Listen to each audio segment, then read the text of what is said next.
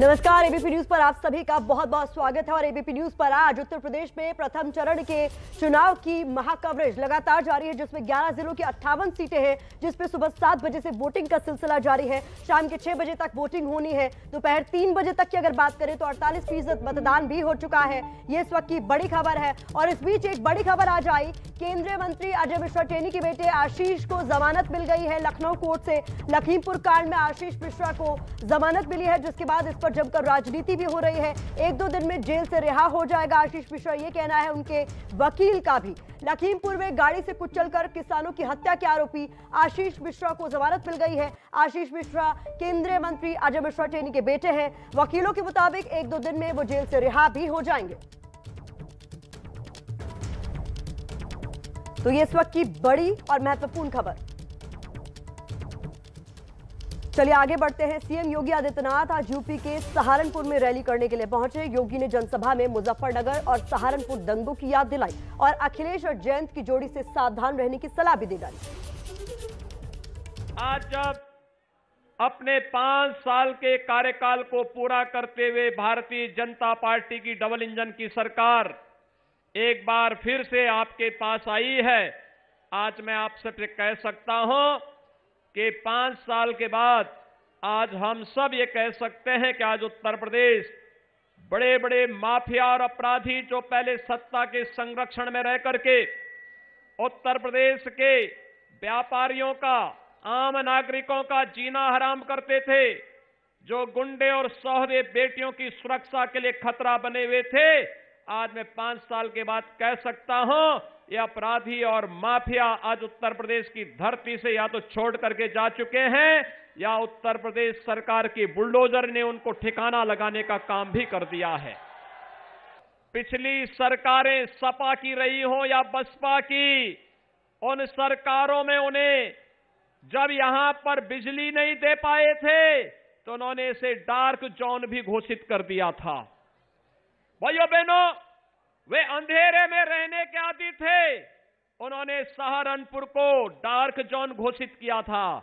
लेकिन भाइयों बहनों, हमारी सरकार आई, भारतीय जनता पार्टी की डबल इंजन की सरकार ने डार्क जोन से मुक्त करके 24 घंटे बिजली देने का काम भी किया, डार्क जोन से मुक्त करवाया और सूखे हुए हैंडपंप को उखाड़ करके पाइप पेयजल के माध्यम से घर घर शुद्ध जल उपलब्ध कराने के एक नए कार्यक्रम को आगे करने का कार्य कर रही है।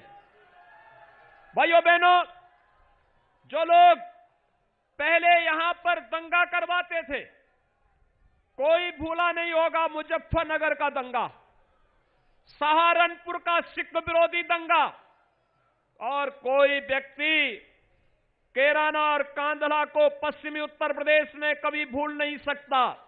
ये वही क्षेत्र हैं जहां पर कभी व्यापारी प्लान करता था। उस समय एक लड़का सत्ता में बैठ करके लखनऊ से दंगा करवा रहा था और दूसरा लड़का, जो ये 2 लड़कों की जोड़ी आई है, ये दूसरा लड़का दिल्ली से दंगों का तमाशा देख रहा था। तब इसके मुंह पर कभी नहीं निकला कि ये निर्दोष नागरिकों की हत्या क्यों हो रही है। एक तरफ नौजवान मारे जा रहे थे, एक तरफ नौजवानों की निर्मम हत्या हो रही थी, बेटियों की सुरक्षा खतरे में पड़ी हुई थी, और दूसरी तरफ किस प्रकार की अव्यवस्था और अराजकता थी कि सत्ता प्रायोजित अपराधी और आतंकवादियों के द्वारा, पेशेवर माफियाओं के द्वारा किस तरीके से भावनाओं के साथ खिलवाड़ हो रहा था। ये मुजफ्फरनगर का दंगा इसका जीता जागता उदाहरण था। पिछली सरकारों के समय भाइयों बहनों, उस समय किस प्रकार की अराजकता थी। सरकार एक तरफ कर्फ्यू लगा करके, दंगा करा करके कर्फ्यू लगाती थी, पर्व और त्योहार नहीं मनाने देती थी, अव्यवस्था और अराजकता का तांडव कराती थी, और दूसरी तरफ पर्व और त्योहारों पर रोक लगाती थी, कांवड़ यात्रा नहीं निकलने देती थी। भाइयों बहनों, जो लोग वैक्सीन के खिलाफ दुष्प्रचार करते थे, कहते थे ये वैक्सीन भाजपा वैक्सीन है, कहते थे ये वैक्सीन मोदी वैक्सीन है, आज उनको जवाब दीजिए। ये भाजपा, ये वैक्सीन है, भाजपा वैक्सीन ने ही हमारी जान को बचाया है। और फ्री वैक्सीन, सबको वैक्सीन के साथ ही भाइयों बहनों डबल डोज राशन का, डबल इंजन की सरकार ने डबल डोज राशन का भी सबको उपलब्ध करवाया है।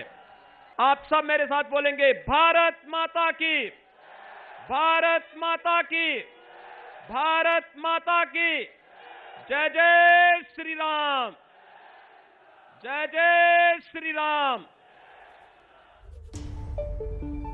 तो मुख्यमंत्री योगी आदित्यनाथ को आपने सुना, जो कि सहारनपुर पहुंचे थे और सीधे सीधे निशाना साध रहे थे अखिलेश और जयंत की जोड़ी पर और जनता को याद दिला रहे थे 2013 के दंगों की। अब आपको सीधे लिए चलते हैं बिजनौर, जहां पर अखिलेश और जयंत से बात की हमारे सहयोगी अजय दुबे ने। फर्स्ट फेज की आज के दिन वोटिंग, और अब एक तरफ वोटिंग है तो जो दूसरे चरणों में चुनाव होगा वहां नेता कैंपेनिंग के लिए निकले हैं। सपा के मुखिया अखिलेश यादव, साथ में जयंत चौधरी आरएलडी के मुखिया निकले हुए इस समय बिजनौर में। और देखिए, पहले एक नजर दिखाता चलूं कि किस तरह का समर्थन मिल रहा है। ठीक बस के आगे जिस तरीके की भीड़ है बिजनौर में, एक छोटा सा कार्यक्रम और उसके बाद जिस तरीके की भीड़ सड़कों पर निकल के आई है समर्थन के लिए। जो थीम सॉन्ग है दोनों पार्टियों के वो बजते हैं तो नाचते गाते ये समर्थक दिखाई देते हैं। अखिलेश जी, आपसे शुरू करते हैं। ये झूमते नाचते वोट लोग शुरू करते हैं, क्या ये वोट में बदलेंगे झूमते नाचते ये लोग? ये साइकिल और हैंडपंप का गठबंधन भारतीय जनता पार्टी का दरवाजा बंद कर दिया है। पहले चरण के चुनाव ने ये बता दिया है कि 10 मार्च के परिणाम का इंतजार नहीं करना है। 10 फरवरी को ही परिणाम आ जाएगा कि गठबंधन की सरकार बनने वाली है।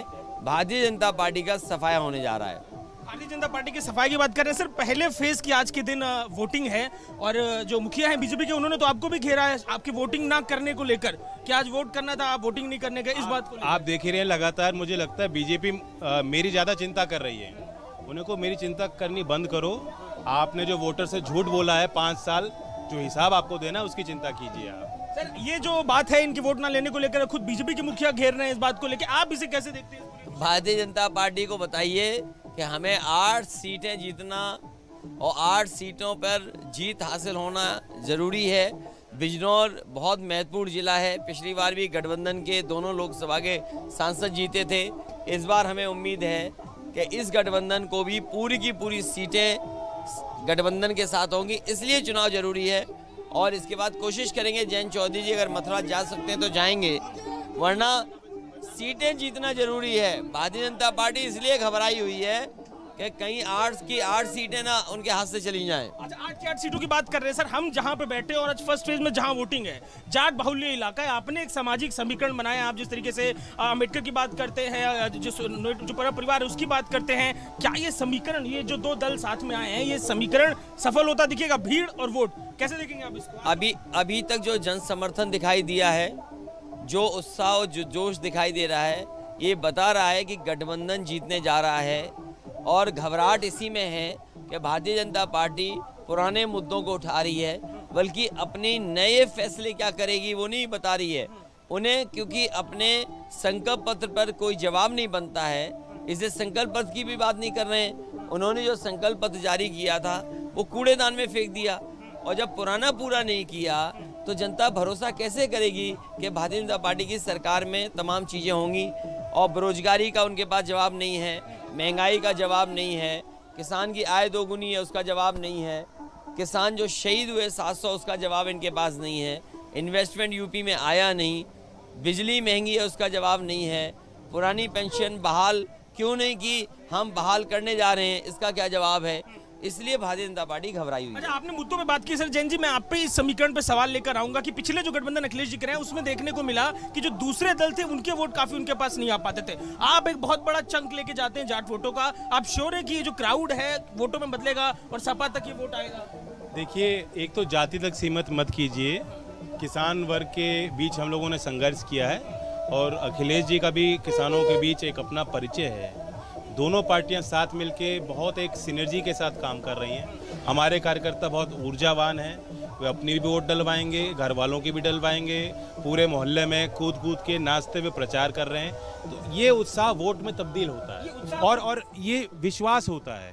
जब दल में आपस में मेल होता है तब गठबंधन कामयाब होता है। हमारे मुद्दे भी एक हैं, हमारी लड़ाई भी एक है और मंच भी साझा है और सरकार भी साझी रहेगी। तो सर, आप मुद्दों को लेकर तमाम बात कर रहे हैं, किसानों का भी जिक्र किया जयंत जी ने। अखिलेश जी, आज किसानों से मुद्दा ये उठा कि केंद्रीय मंत्री टेनी जी के बेटे जेल में थे, आज बाहर आ रहे हैं। जिस तरीके कल के दिन वो बाहर आएंगे, जिस तरीके की स्थिति पूरी निकल के आई, कोर्ट का भी फैसला आया है, उसे कैसे देखते हैं? जो सरकार को पैरवी करनी चाहिए थी, सरकार ने पैरवी नहीं की। और मुझे उम्मीद है कि अगली जब कभी भी हाई कोर्ट और सुप्रीम कोर्ट में बात जाएगी तो किसानों को न्याय मिलेगा, और जिन्होंने जान ली है किसानों की, जीभ से कुचल करके उन्हें सजा मिलेगी। अच्छा, सजा की बात कर रहे हैं सर। आखिरी सवाल की, प्रधानमंत्री की जो रैली का भाषण था, कल के इंटरव्यू पे था, सीधे सीधे जो भी पूरा मुद्दा उठ रहा है, आप पे हमला है, नाम लेके नाम ना लेकर, और तमाम, चाहे वो परिवारवाद वाला विषय हो, दंगों को लेकर विषय हो, उस पर क्या प्रतिक्रिया दीजिएगा? ये चुनाव भाईचारा बनाम भारतीय जनता पार्टी है। ये चुनाव परिवार वालों बनाम भारतीय जनता पार्टी चुनाव है। जो परिवार वाले होते हैं वो परिवारों का दुख समझते हैं, परिवार वाले अपनी जिम्मेदारियां समझते हैं, और जो दायित्व उन्हें निभाना चाहिए वो जानते हैं।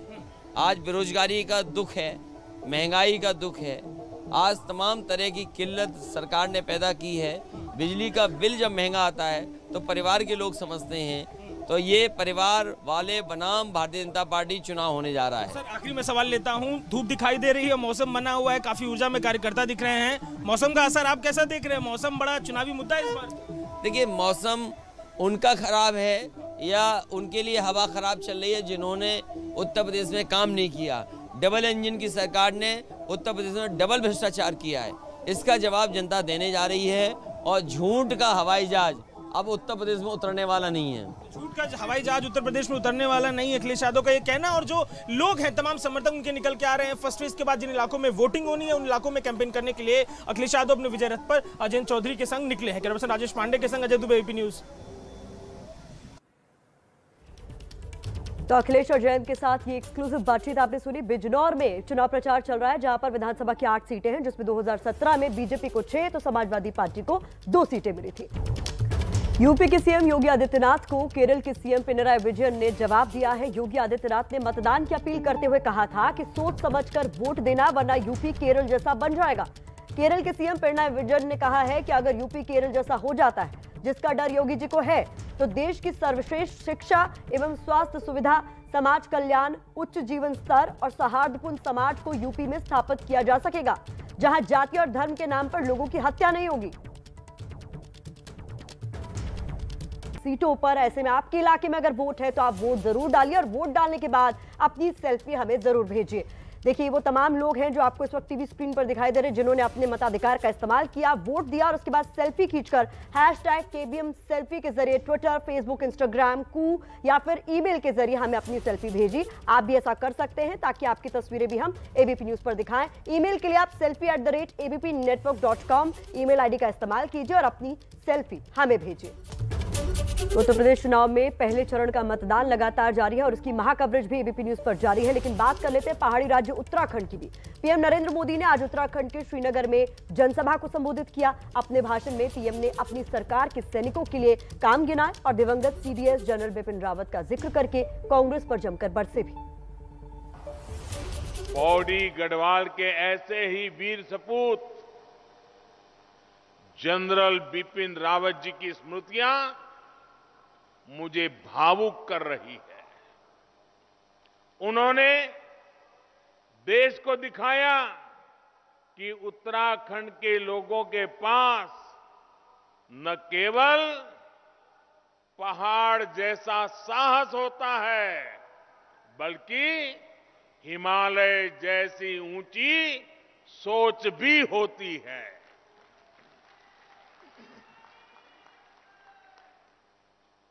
लेकिन भाइयों बहनों,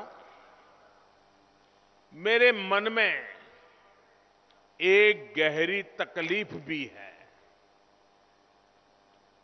मुझे ये जिक्र इसलिए भी करना पड़ रहा है क्योंकि कांग्रेस पार्टी अपने प्रचार में जनरल बिपिन रावत जी के कटआउट लगाकर, उनकी फोटो लगाकर वोट मांग रही है। कुर्सी के लिए कोई इस सीमा तक जा सकता है, मुझे विश्वास ही नहीं हो रहा। उत्तराखंड के लोग कभी भूल नहीं सकते सेना को लेकर इन लोगों का रवैया क्या रहा है। जब भारत के वीरों ने आतंकी अड्डों पर सर्जिकल स्ट्राइक की तो ये लोग सेना पर ही सवाल उठाते रहे। दिल्ली की कुछ नेताओं ने तो बाकायदा टीवी पर जाकर सेना से सबूत मांगे थे। इन लोगों ने जनरल रावत को देश का पहला सीडीएस बनाए जाने पर भी खूब सियासत की थी। इसी कांग्रेस पार्टी के नेता ने बिपिन रावत जी को सड़क का गुंडा तक कह डाला था। ये है देश के सैनिकों के लिए इन लोगों की नफरत। आज अगर वोट के लिए ये लोग जनरल रावत का सियासी इस्तेमाल करना चाह रहे हैं तो उन्हें जवाब देने की जिम्मेदारी उत्तराखंड के लोगों की है। जवाब देंगे ना? जवाब देंगे ना? करारा जवाब देंगे ना? आगे से ऐसी गलती ना करें, ऐसा करेंगे ना? भाइयों बहनों, जिनकी सोच केवल सत्ता के सुख तक सीमित हो, वो बलिदान और देश सेवा का मूल्य नहीं समझते। इतने सालों तक ये सत्ता में थे, लेकिन वन रैंक वन पेंशन को लेकर झूठ बोलते रहे, आंख में धूल झोंकते रहे।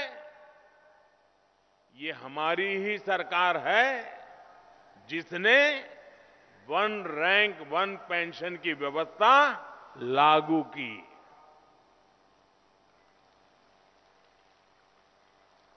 ये भी भाजपा सरकार ही है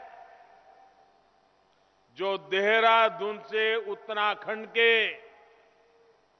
शहीदों के सम्मान में सैन्य धाम बना रही है।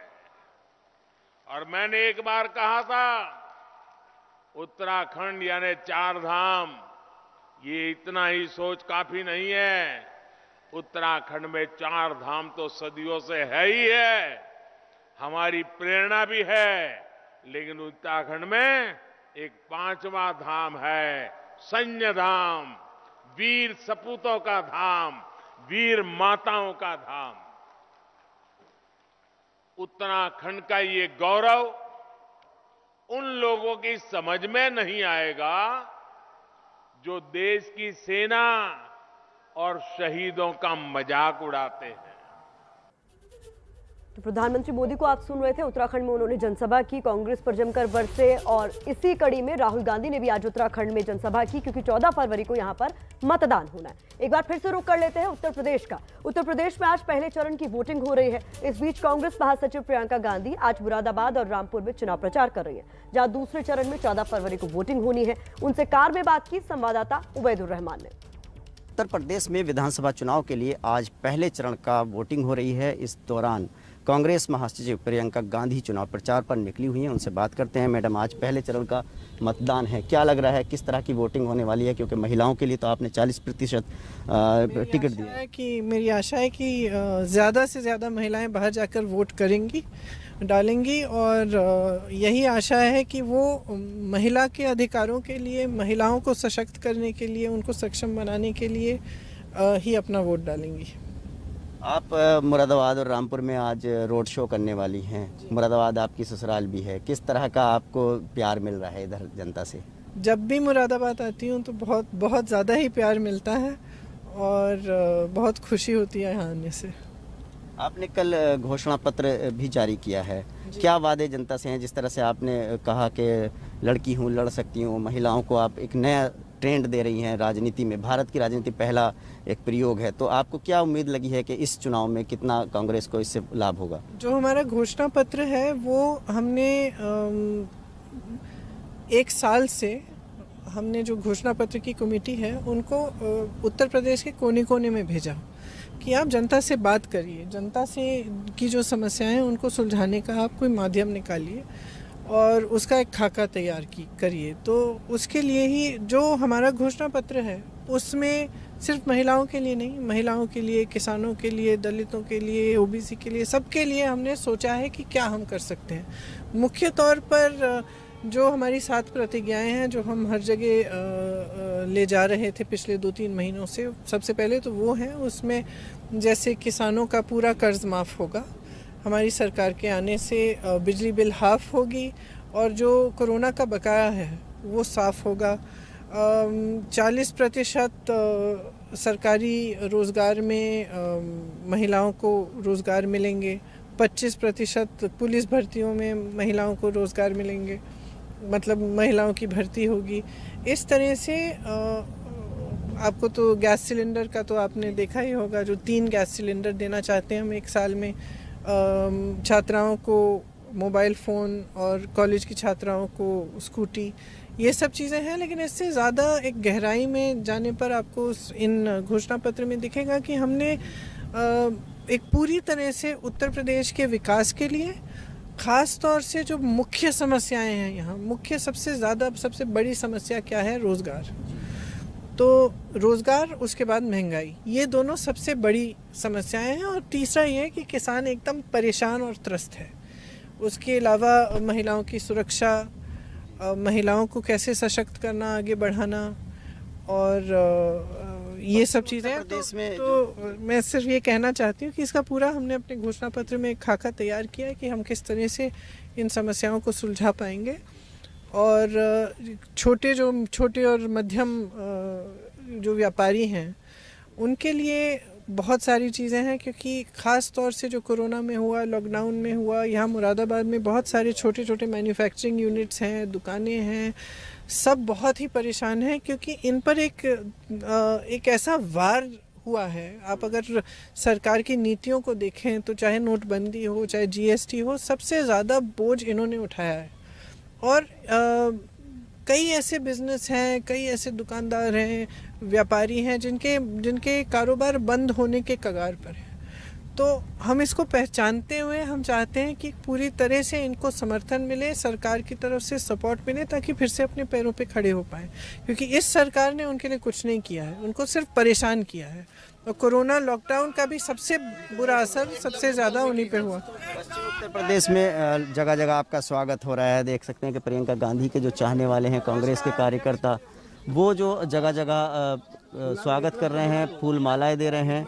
उनकी कोशिश है कि जो उनकी नेता हैं वो जिस तरह से चुनाव प्रचार में निकली हुई हैं और कांग्रेस के लिए प्रत्याशियों के लिए वोट मांग रही हैं। तो प्रियंका गांधी जी से बात करना चाहेंगे। प्रियंका जी, ये बताइए, पश्चिम उत्तर प्रदेश में इस क्षेत्र में बड़ी तादाद में किसान हैं, किसानों के साथ साथ इस इलाके में दूसरे फेस में वोटिंग है, लेकिन जहां आज पहले फेस में वोटिंग है, मतदान हो रहा पश्चिम उत्तर प्रदेश, इस क्षेत्र में बड़ी तादाद में गन्ना किसान हैं, किसानों की समस्याओं के लिए 1 साल तक पिछले आंदोलन रहा है, और बड़ी तादाद में माइनॉरिटीज़ के वोटर भी हैं। तो आपको क्या लगता है कांग्रेस को इनका कितना सहयोग मिलेगा? क्योंकि कांग्रेस ने पार्लियामेंट से लेकर के सड़क तक किसानों की लड़ाई में साथ रहा है। हम उनकी लड़ाई में उनके साथ रहे हैं और हम लगातार ये कह रहे हैं कि किसानों को एकदम नकारा जा रहा है और उनके साथ बड़ी ज्यादती हो रही है।